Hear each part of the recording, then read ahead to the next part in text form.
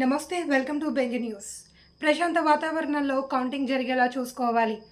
గ్రామాల్లో ఎలాంటి అల్లర్లకు తావు లేకుండా ప్రశాంత వాతావరణంలో కౌంటింగ్ జరిగేందుకు గ్రామస్తులు సహకరించాలి అని పల్నాడు జిల్లా ఎస్పీ కోరారు.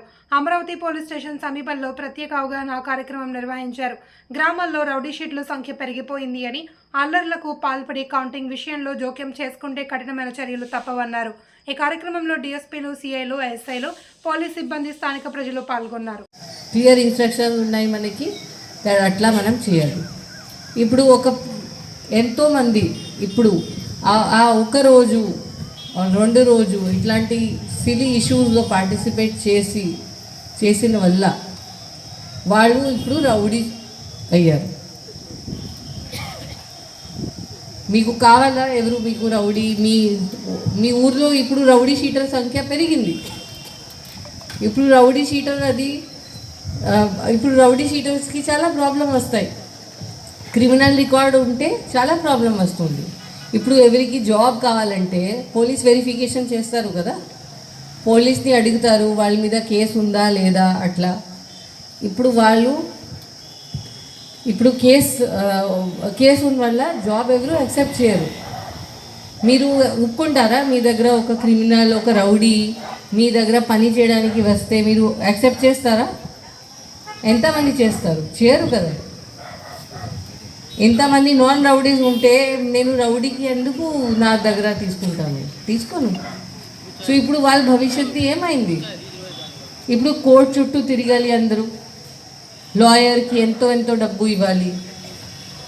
చాలామంది ఆ డబ్బు మేబీ సంపాదించి సేఫ్గా పెట్టి ఉండొచ్చు. పిల్లలు మ్యారేజ్ అప్పుడు యూజ్ చేస్తాము, ఎడ్యుకేషన్ అప్పుడు యూజ్ చేస్తాము, మెడికల్ ఇష్యూస్ అప్పుడు యూజ్ చేస్తాము. ఈరోజు ప్రోగ్రామ్స్ చేయడం జరిగింది. ఫస్ట్ సజ్జనపల్లిలో కలెక్టర్ గారు నేను కలిసి రిమార్క్ చేయడం జరిగింది. అమరావతి పెద్దకూరు వచ్చి ఒక పబ్లిక్తో ఇంటరాక్షన్ అండ్ మీటింగ్ చేయడం జరిగింది. అది అందరికీ తెలుసు, 4th నాడు కౌంటింగ్ జరుగుతుంది. మన పల్నాడు డిస్ట్రిక్ట్లో ఇప్పుడు ఎలక్షన్ సందర్భంగా చాలా కేసెస్ జరిగింది. దానివల్ల అరౌండ్ 1300% అరెస్ట్ కూడా చేయడం జరిగింది. అరౌండ్ 500 రౌడీ షీట్స్ కూడా ఆల్రెడీ ఓపెన్ చేయడం జరిగింది. ఇవి కూడా అవుతాయి. సో ఇప్పుడు మన దగ్గర పల్నాడులో ఇట్లా పరిస్థితి మళ్ళీ రాకుండా చేయడం, అది నేను నా ఫస్ట్ కోర్టు నాడు పీస్ఫుల్ విదౌట్ ఎనీ ఇన్సిడెంట్ ప్రాపర్గా counting and post counting scenario also పీస్ఫుల్గా ఉండడం, అది నా ఉంటుంది. దానికోసం పోలీస్ తరఫు నుంచి చాలా పెద్ద మంచి బందోబస్తు కూడా ఉండడం జరిగింది. మనకి బయట నుంచి కూడా చాలా ఫ్రూట్స్ అండ్ చాలా సీనియర్ ఆఫీసర్స్ కూడా వచ్చారు ఆల్రెడీ. సో మనం చాలా గట్టిగా ఉంటాము. మీ అందరికీ తెలుసు దట్ సెక్షన్ 144 కూడా అమలు ఉంది. ఈ రోజు నుంచి మనం చాలా స్ట్రిక్ట్గా అది చేసుకుంటాం, స్ట్రిక్ట్గా ఇంప్లిమెంట్ చేసుకున్నాము. ఏమీ అయితే మూవ్మెంట్ అన్నెసరీ మూవ్మెంట్ ఉండకూడదు. ఈ 5th వరకు ఉంటుంది. డిపెండింగ్ ఆన్ ద సిచ్యువేషన్ మనం 5th డిసైడ్ చేస్తాము, అది కంటిన్యూ చేయాలి. సో మన దగ్గర ఇప్పుడు మనం కొన్ని టెక్నాలజీస్ కూడా వాడుతున్నాము. మన దగ్గర CCTV కెమెరాస్ కూడా ట్రబల్సమ్ విలేజెస్లో ఇన్స్టాల్ చేయడం జరిగింది. మనం డ్రోన్స్ కూడా all through out the district more than 12 drones కూడా ప్రొక్యూర్ చేయడం జరిగింది.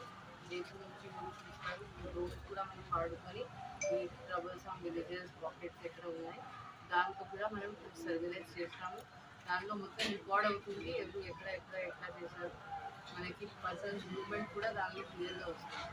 సో ఎవరైనా ఏదో చేస్తే అది మనకి డ్రోన్ వల్ల, కెమెరాస్ వల్ల మనకి మొత్తం తెలుస్తుంది.